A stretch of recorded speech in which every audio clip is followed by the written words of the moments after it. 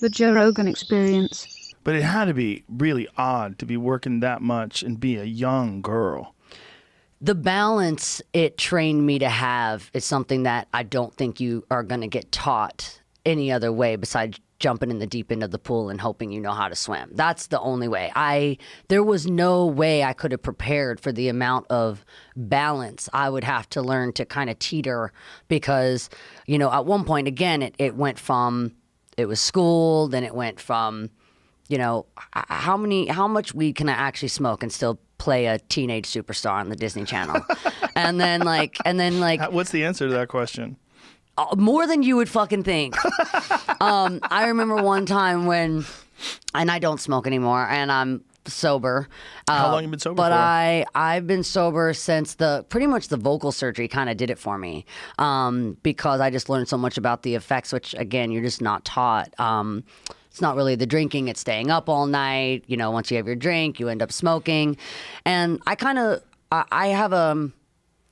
become the face of a lot of things kind of against my will, I guess, from my opinions. When you're someone in my position, your opinion becomes your identity. And it also becomes kind of almost like you kind of become this like preacher. You become this, they don't really let you just always have your own opinion. So I've decided to start telling people, I live my own lifestyle.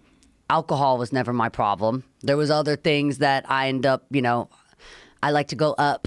So I now just avoid really drinking because I like to wake up at 110%. But it's never really been my problem. And I could see myself having a drink of celebration in the future. But I get so fucking hungover now that I'm like, why would I celebrate with like just feeling like a volcano's erupted in my brain, So it's really just a personal preference, but it's definitely not anything that I promote in. I think it's a lifestyle I think everyone should experiment. It's a good time and you learn a lot of things about yourself and the people around you. But now I'm watching, I have younger siblings and they're going through that. And I don't know how my mom did it with me because it's scary.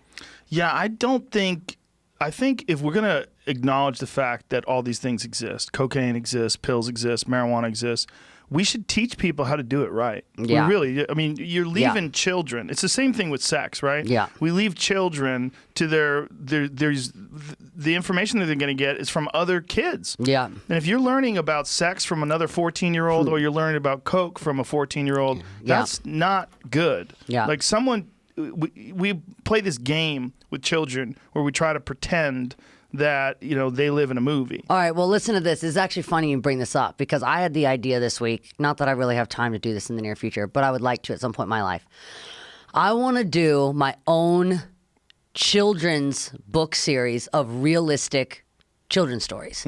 Because I don't like the idea that we teach them that this is sunshine world and everyone walks on a rainbow and everyone's equal and you need to say like that's not, what are you going to do about it? That's not true. What are you going to do about it?